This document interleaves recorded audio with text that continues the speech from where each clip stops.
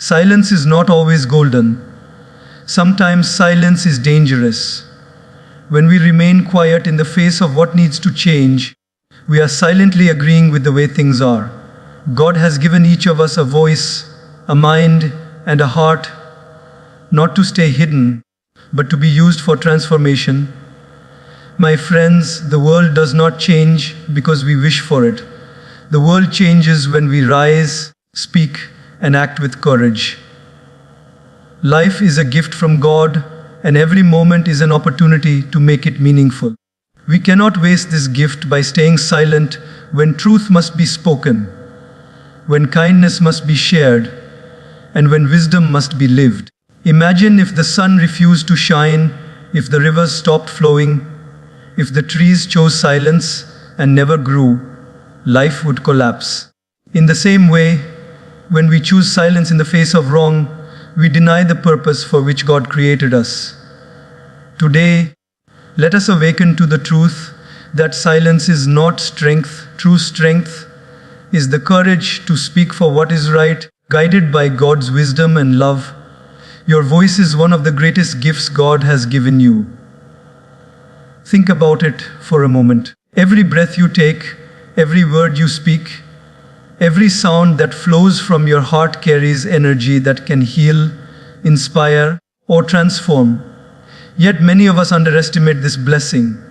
We speak casually, we stay silent when truth must be spoken, and we forget that the power of our voice can change lives. God did not give us a voice just to complain about life or to stay silent in fear. He gave it so we could uplift others, stand for what is right, and bring light where there is darkness. Imagine a mother's voice when she sings a lullaby to her child. The melody may not be perfect, but it carries love that makes the child feel safe and calm. That simple voice has the power to erase fear. Or think of a teacher's voice when guiding students. Those words can plant seeds of wisdom that last a lifetime. Even the smallest encouragement, "I believe in you, you can do it," has the power to push someone forward in their darkest moments. This is the miracle of your voice. You may not always realize it, but your words can become the reason someone keeps going. Now let us reflect. How often do we hold back our voice? How often do we remain silent because of fear? Fear of what others will say, fear of being judged, fear of standing out. We tell ourselves, "It's not my problem," or "Someone else will say it." And in that silence, truth dies. God did not design you to hide your light. When He created the world, He spoke it into existence. That means words carry creative power. If the Creator Himself chose words as a tool to build the universe, then how powerful must your voice be, which comes from the same source? Look at daily life around you. In a workplace, maybe someone is being treated unfairly, but no one speaks up. Everyone knows it is wrong, but silence becomes the easy choice. Silence, however, is not neutral. It is agreement with what is happening. By staying silent, we unintentionally give strength to the wrong. But imagine if even one person stood up and said, "This is not right. Let's treat each other with respect." That one voice could shift the energy of the entire room. That one voice could give courage to others who were afraid to speak. Change begins with a single sound, a single voice. Or consider a family. Many times, people carry misunderstandings or conflicts in their hearts, but no one speaks honestly about it. Parents stay silent, children stay silent, and relationships grow distant. Yet all it takes is one voice saying, "I love you, I forgive you, let's rebuild our bond," and the walls of distance begin to fall. Silence creates separation, but the voice builds connection. That is the gift of your words. They can rebuild bridges that silence has broken. Even in society, great leaders were not always the most powerful with money or weapons. They were powerful with their words. They knew how to use their voice to awaken people, to touch hearts, to call for change. Whether it was a monk speaking about compassion, a poet writing verses of hope, or a humble villager standing up for justice, their voices echoed across generations. Why? Because they aligned their words with truth, with courage, with God's light. Your voice has the same potential when it is rooted in sincerity and goodness. But here is the challenge: using your voice wisely. Not every word we speak is uplifting. Sometimes we use words to hurt, to gossip, to criticize. This is not what God intended. He gave you a voice not to create pain, but to spread healing. Words can be like seeds. You plant them into someone's mind and they grow. If you plant seeds of doubt, people will live in fear. But if you plant seeds of encouragement, people will rise with strength. So the question is, what seeds are you planting every day with your voice? Think about this in your own life. When was the last time you told someone, "I am proud of you"? When was the last time you used your voice to calm someone's pain? When was the last time you stood up and said, "This is not right, I cannot remain silent"? If you cannot remember, then perhaps you are not using this gift fully. The time to begin is now. Because every day you stay silent, you lose an opportunity to create change. And every day you choose to speak with love, you honor the gift God has placed within you. So, never underestimate your voice. Even if you think it is small, remember, a single match can light up a dark room. Your voice may be the match that lights hope in someone's heart. Your words may be the reason someone decides to keep going. Your courage to speak may become the spark that changes an entire community. God has trusted you with this power, not to waste it, but to use it. Silence may feel safe, but it is your voice that creates transformation. Speak with love, speak with truth, and speak with courage, for your voice is not just sound, it is a divine instrument for change.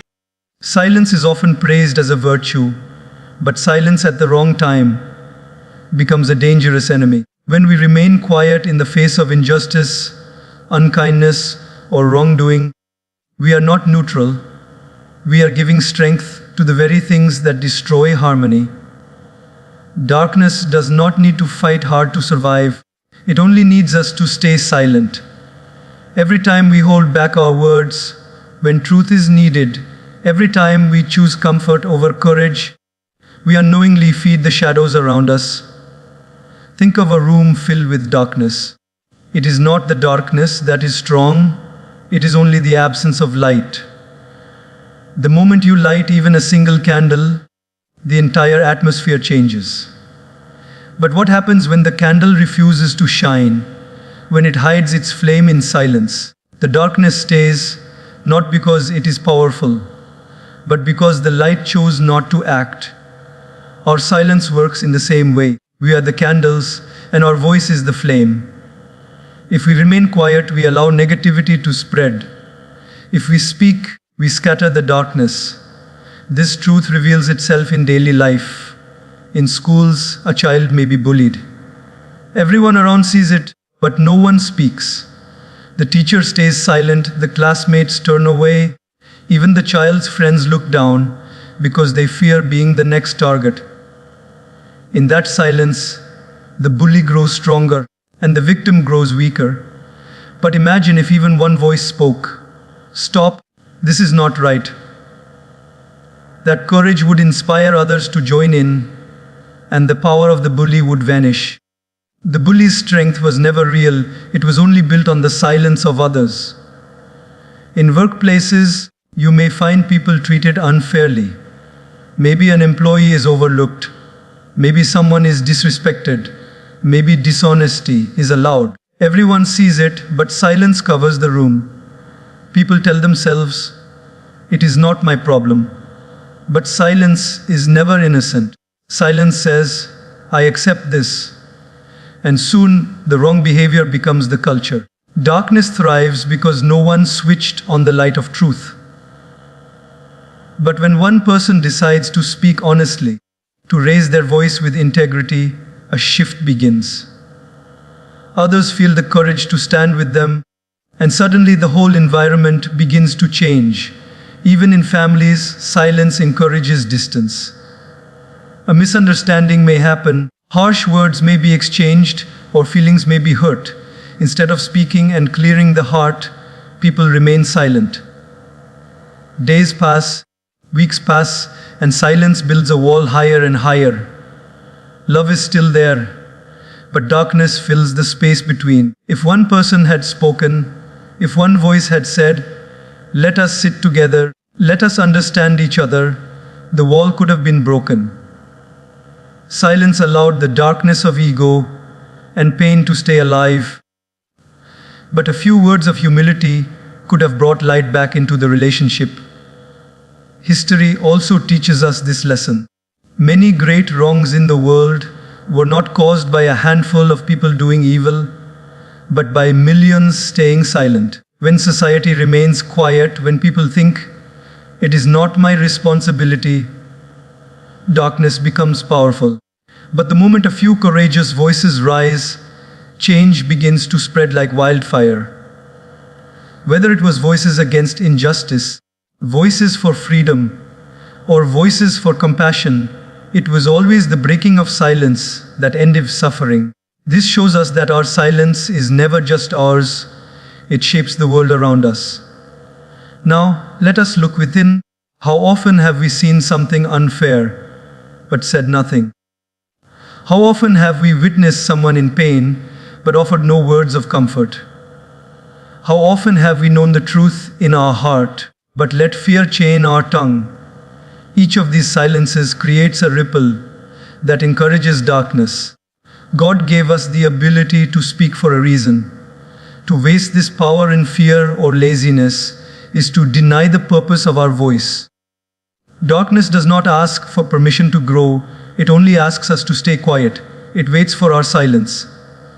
It whispers, "Do not interfere. Stay in your comfort. Let others handle it." But the truth is, when we stay silent, we are the ones who are handling it by allowing it to continue. The greatest strength of negativity is not its own force, but the absence of our courage. But here is the beauty: light does not need to shout. One gentle word of truth, spoken with sincerity, has more power than 1,000 screams of lies. We do not need to fight with anger, we need to speak with clarity. Silence encourages darkness, but speech guided by love and wisdom destroys it. Just like the rising sun effortlessly dissolves the night, your voice, when aligned with goodness, can dissolve the wrongs around you. So ask yourself, what kind of silence are you choosing in your life? Is it the silence that brings peace, or the silence that encourages darkness? Because there are two kinds of silence, one that calms the mind and one that hides from responsibility. The first is divine, the second is dangerous. We must know the difference. When it is time to listen, silence is wisdom. But when it is time to act, silence is betrayal. Never underestimate the impact of one voice. Never believe the lie that your words do not matter. Every time you choose to speak for what is right, you plant a seed of courage in others. Every time you remain silent in the face of wrong, you plant a seed of fear. Which seed will you plant today? God has given you the flame of voice. Use it, because the world needs your light. Remember, darkness is not powerful. It is only the absence of shining voices. Do not let your silence be the reason it survives. Courage is often misunderstood. People think it is about fighting battles, lifting heavy weights, or standing tall in front of thousands. But true courage is not found in the muscles of the body. It is found in the strength of the spirit. Courage is not measured by how loud you shout, but by how steady your heart remains in the face of fear. It is a quiet power, a sacred strength given by God that allows us to choose truth over comfort, light over darkness, and righteousness over silence. Think about a small child learning to walk. The child falls again and again, yet each time he rises with determination. What gives him this courage? It is not physical strength, because his legs are still weak. It is the strength of spirit, the inner push that says, I will not give up. That spirit comes from the divine spark placed inside each of us. In the same way, when life knocks us down, when challenges seem overwhelming, it is courage, spiritual strength, that lifts us to rise again. Courage is needed in the simplest of daily acts. Consider someone who is shy, afraid to speak in front of others. One day, their friend is insulted, and the moment calls for truth. The shy person's hands shake, their voice trembles, but still they speak up. That is not right. Please stop. That act may look small to the world, but in reality, it is monumental. That person faced fear, stepped beyond comfort, and aligned with righteousness. This is the essence of courage. It is not the absence of fear, but the decision to act despite fear. Now think of a worker in an office. Perhaps he sees dishonesty in the system, or unfair practices that hurt others. Most people stay silent because they fear losing their jobs. Yet one person decides, I cannot allow this, I must speak. This is spiritual courage. It is not easy, it may bring difficulty, but God supports those who choose integrity over fear. Real courage is guided not by ego, but by values. It is the strength to say, I will stand for what is right, even if I stand alone. Courage also shines in the personal battles of the heart. Imagine someone going through pain, disappointment, or failure. Many give up when life seems heavy, but courage whispers, try again, rise again. The courage to forgive when hurt, the courage to let go of grudges, the courage to start fresh after loss, all these are signs of spiritual strength.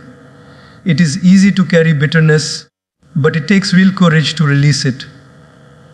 It is easy to complain, but it takes courage to remain grateful. And gratitude in difficult times is one of the highest forms of courage because it shows faith in God's plan even when the road is unclear. Look at the trees around us. When storms come, the wind shakes them violently. Some break, but many bend with humility and rise again once the storm passes. Their strength is not just in their branches, but in the roots deep within the earth. In the same way, courage is the root of the soul. When storms of life come, our outer world may shake, but if our inner roots are deep in God's wisdom, we bend without breaking. That is true spiritual strength. History is filled with examples of such courage. Saints, monks, and wise leaders did not always have armies or wealth, but they had an unshakable spirit. They faced criticism, rejection, even danger, yet their courage was rooted in faith. They were not afraid to be different, because they knew that standing with truth is more important than standing with the crowd. This same courage exists within us. It does not belong to the past. It is alive today, waiting for us to awaken it. Courage is not about winning every battle. It is about refusing to surrender to fear. A student preparing for exams may feel pressure, but courage pushes them to try again, even after failure. A family struggling with financial hardship may feel hopeless, but courage keeps them moving, trusting that with effort and faith, a new dawn will come. A person facing illness may feel weak, but courage keeps their heart strong, reminding them that the body is temporary, but the spirit is eternal. Each day offers us moments to practice courage. It could be as small as speaking kindly when someone is rude. It could be as big as forgiving someone who deeply hurt us. It could be starting a new journey when everyone doubts you. In each of these choices, courage is the invisible strength that guides us. It does not always roar, sometimes it whispers, "Do the right thing." And here is the most powerful truth: courage grows when you use it. Just like a muscle, the more you practice courage, the stronger it becomes. Each time you speak, when fear tells you to stay silent, your spirit becomes stronger. Each time you choose love, when ego demands revenge, your heart grows braver. Each time you stand with truth, when it is easier to hide, you build unshakable strength. So, do not wait for fear to disappear before you act. Fear may never vanish, but courage is stronger. Courage is not the absence of fear. It is the decision to move forward with faith. God has placed within you an eternal strength that no difficulty can destroy. Trust that strength. Live by it. Use it. For courage is not just a human quality, it is a divine gift. It is the bridge that connects your small actions to God's larger plan. And when you walk that bridge, you discover that the greatest strength is not outside you, but within you, glowing silently as the courage of your spirit. Everyone wants change. People want a better world, a kinder society, a life filled with peace and happiness. Yet most of the time, we wait for others to bring that change. We blame the leaders, the system, the family, the neighbors, and even destiny. But the truth is, real change does not begin somewhere outside. It begins within us. God has placed the power of transformation inside every individual. The moment we take responsibility, the moment we stop pointing fingers and start looking inward, that is when true change begins. Think about a garden. If you walk into it and see weeds growing, flowers dying, and the soil drying up, you can stand there all day complaining about how ugly it looks. You can curse the weather, blame the gardener, or even sit and wish for rain. But none of these complaints will make the flowers bloom. The garden will only change when someone takes responsibility, picks up the watering can, and begins to nurture it. Life is just like that garden. We can either sit in silence, waiting for someone else to fix it, or we can take responsibility and water it with our actions. In daily life, this truth appears again and again. For example, in a family, perhaps communication has broken down. Parents and children no longer sit together. Everyone is glued to their phones, and love feels distant. Most people in the family will complain, "They don't give me time. They don't understand me. They don't care." But change will not come through complaints. It will come when one person takes responsibility and says, "I will be the first to sit down and talk. I will be the one to listen with patience. I will be the one to show love, even if it is not shown back immediately." That single step of responsibility can slowly melt the ice and restore warmth in the family. In society too, we see this principle. Many people talk about corruption, pollution, dishonesty, or lack of kindness. But how many of us take responsibility to live differently? We complain that the streets are dirty, yet we throw wrappers on the road. We complain that leaders are dishonest, yet we are not always honest in our own small dealings. We wish for a world of kindness, yet how often do we choose kindness ourselves? God has designed this world like a mirror. What you put into it reflects back at you. If you want the reflection to change, you must first change the way you stand before it. Responsibility is that first step. Even in personal growth, responsibility is the turning point. Many times, when people fail, they blame circumstances, destiny, or other people. I couldn't succeed because the world was unfair. I couldn't achieve my goals because others stopped me. But the moment you say, "My growth is my responsibility. I may not control everything, but I will control my effort," my discipline, my choices, you unlock the door to change. Success is not about having perfect conditions.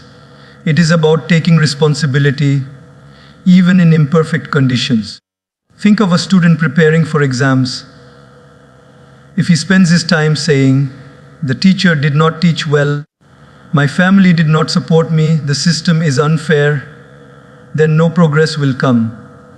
But if he takes responsibility, "I will study harder, I will seek help, I will put in my effort," then slowly success becomes possible. Responsibility is not a heavy burden, it is a key that unlocks freedom. Because when you accept responsibility, you stop waiting for someone else to rescue you, and you realize God has already given you the strength to rescue yourself. Responsibility also means not being afraid of small beginnings. Many people do not act because they think, "What difference can my small effort make?" But remember, even the ocean is made of drops. A single seed planted can grow into a mighty tree that gives shade and fruit for generations.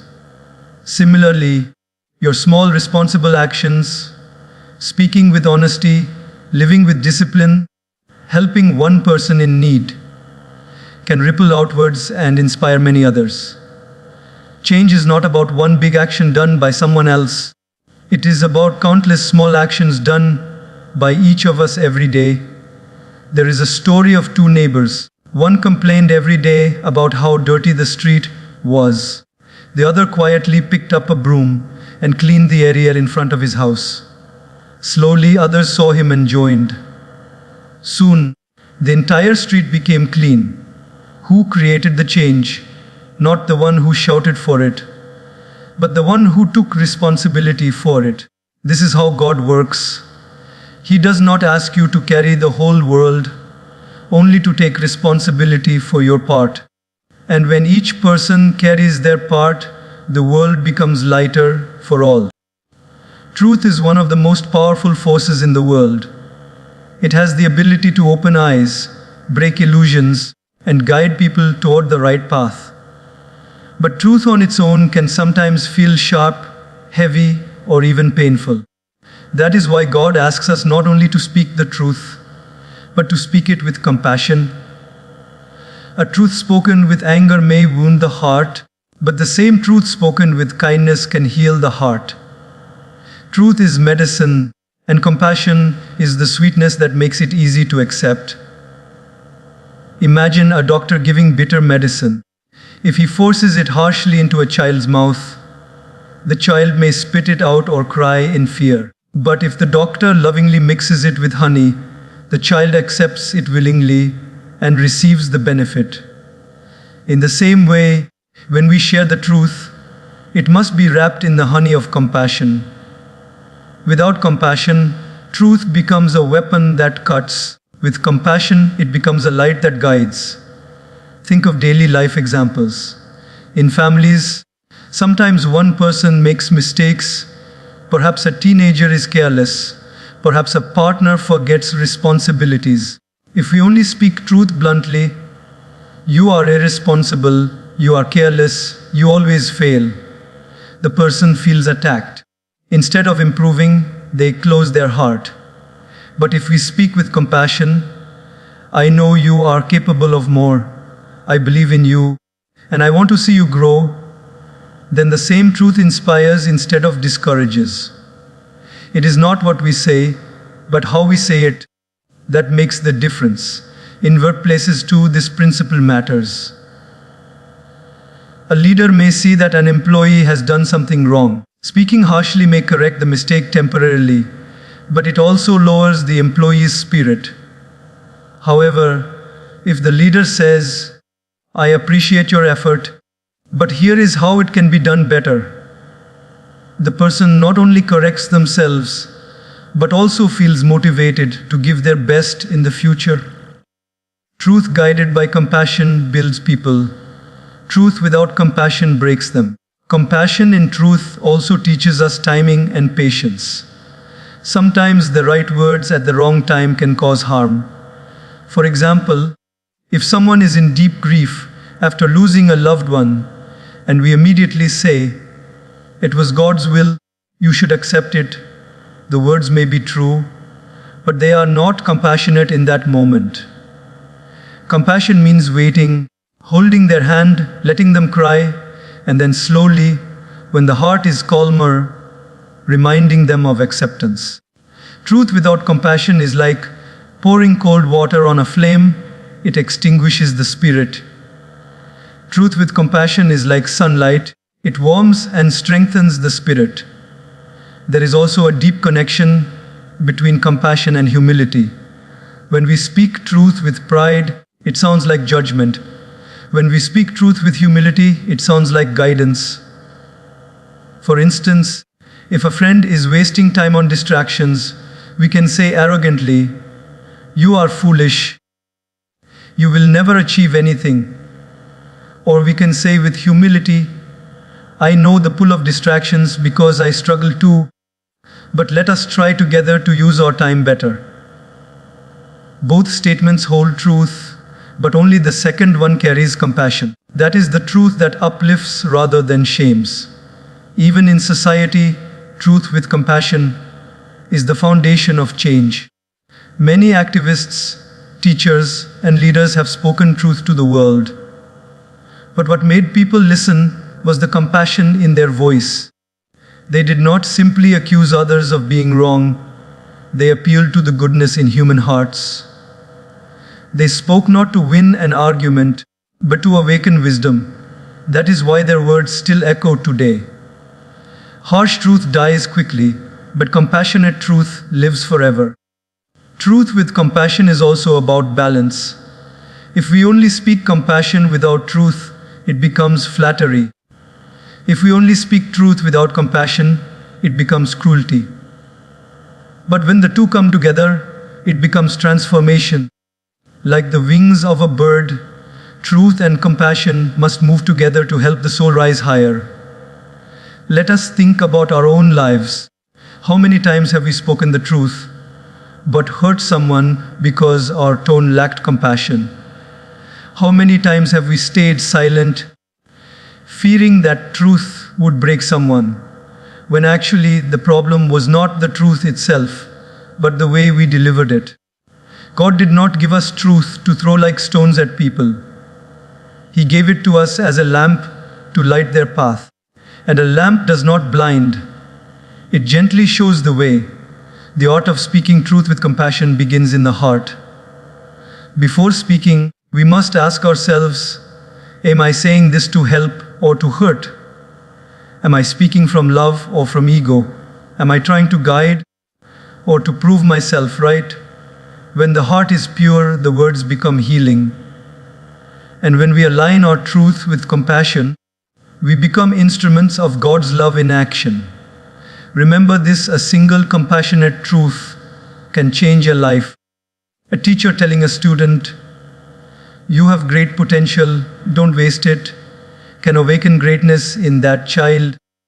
A friend telling another, "I see you struggling, but I know you are stronger than you think," can prevent them from giving up. A stranger saying kindly, "Your small act of kindness made my day," can inspire someone to continue doing good. Truth with compassion multiplies goodness in the world. So let us commit to speaking truth, but not with coldness. Let us commit to compassion, but not with flattery. Let us blend the two as God intended, so that our words become not weapons of pain, but instruments of healing. Because truth without compassion divides, but truth with compassion unites. And in that unity, change begins, love flows, and God's wisdom shines through us.